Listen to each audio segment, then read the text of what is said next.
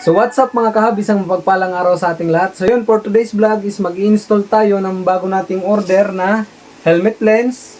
And then itong tinatawag na lens base. Yan. Lens base ang tawag dyan. So para saan nga ba itong mga in-order natin? So unahin natin itong lens natin. Nag-order tayo nito kasi yung gamit natin ngayon na iridium lens is gasgasi na. So luma na siya. Ito naman na lens base. So, ba't nga ba tayo bumili ito? So, itong helmet natin, tsaka helmet ni Mrs. is nasa ano na to, 5 years na itong helmet natin. So, syempre sa katagalan is naluluma. So, yun, tingnan nyo naman yung mga kabo. Nagpi-play na ng kusa, hindi na siya nag-steady sa taas. So, bakit nga ba? Kasi dahil yan dito. Yan mga kahab. So, ito is parehas yan dito. Bali ito sa katagalan is napupudpud to habang nataas baba. Parang selector siya ng lens. Yan o. Selector ng lens siya. Pag kukumpara natin, mapapansin nyo na luma na tong nakakabit sa helmet natin. Kulay pink na siya. Hindi na siya tulad nung dati na kulay red. So, mapapansin nyo rin na sira na rin yung nandito, putol na. Yung ganito. So, ito yung selector na sinasabi ko. Para mag-steady yung helmet sa close, 1, 2, 3, and full open. Yun. So, wala na siya, kaya nag-play na ng kusa yung lens natin. So, ito yung kakabit natin. So, tanggalin muna natin yung kabilang mga kahab.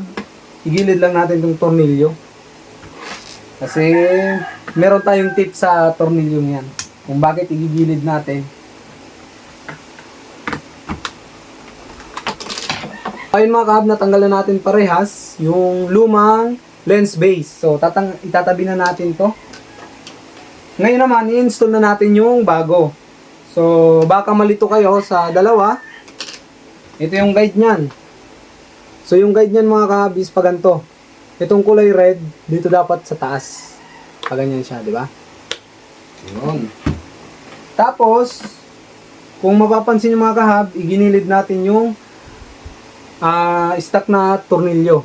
So kung mapapansin nyo, yung isang tornilyo is maiksi, haba yung isa. Kung ipagkukumpara naman natin, kaiba yung size nila.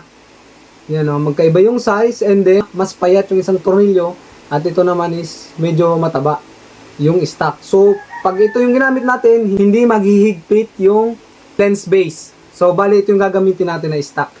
Itong mas mahaba is ilalagay natin dito sa yan, sa bandang baba. Kasi mas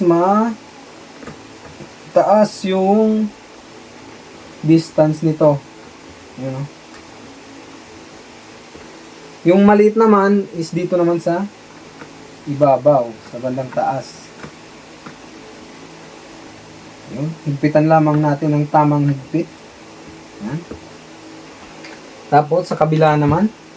So yung model na helmet ko is yung tinatawag na Evo GSX 3000 version 1. So yung version 1 at version 2 is halos parehas lang. Bale parehas yung ganito nila at parehas din yung lens. Yung lens ng version 1 at version 2. So itong lens na to is pang version 1. Itong lens naman ito is pang version 2 ng GSX 3000. Ano mo ba mahahalata kung version 1 or version 2? So, andito po yan makikita.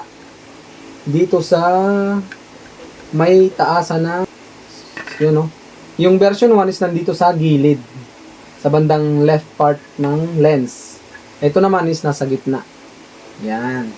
So, ang kakabit natin is pang version 2. Kasi mas maangas yung version 2 design dito. Mas malaki pati yung niya, para mas madaling maitaas yung lens. So, bali mga kabang pagkabit naman or pagbalik kapag na-install na natin to is ganito naman. So, kung mapapansin nyo, meron niyang dalawang ganyan. Taas at baba. So, iwasan natin na maputol yan kasi pag naputol yan mga kahab is lagi nang malalaglag yung lens natin. So, paano nga ba ang pag-install or pagbalik? So, yan, patagilid mo lang. Sisipatin natin doon. Kapag nakapasok na doon sa dulo, sa bandang taas, ipupush naman natin to pababa. Itong kulay pula. So yun. Tapos yan o. Kusa nang babalik yan. So ganun din yung gagawin natin. Sisipatin mo natin. Diin na natin dito na bigyan natin ng counting pressure dito. So yun. Nakapasok na. Unat. Yun. Then, pasok. So yun ang mga kahab. Ganun lang kadali yung pag-install nitong lens base and then helmet lens. So yun. So yun mga kahab, nailagay natin yung bago nating helmet lens. So wala nang hulog-hulog to. Yan. So yun. Pero bago yan mga kahab, dikitan muna natin ang sticker natin.